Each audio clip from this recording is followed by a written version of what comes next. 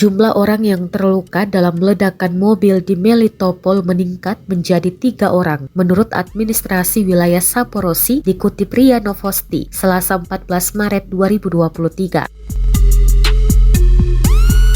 Rekaman dampak serangan juga dirilis di Telegram. Pada Selasa malam diketahui sebuah mobil meledak tengah Melitopol di Jalan Kirov di halaman sebuah kawasan pemukiman. Menurut pihak berwenang setempat, 2 korban dirawat di rumah sakit. Vladimir Rogov, anggota Dewan Utama Administrasi Wilayah Zaporozhye, menyebut insiden itu sebagai serangan teroris.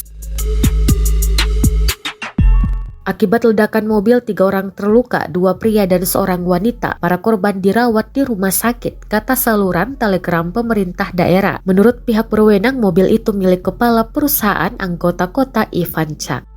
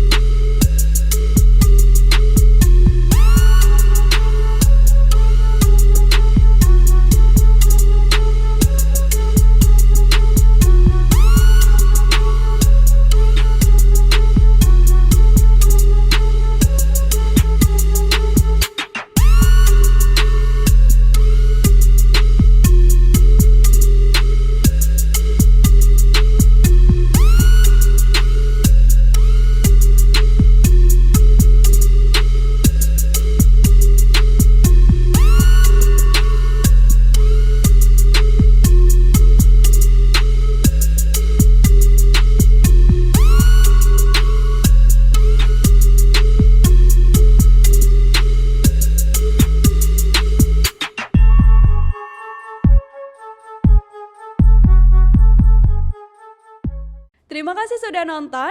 Jangan lupa like, subscribe, dan share ya.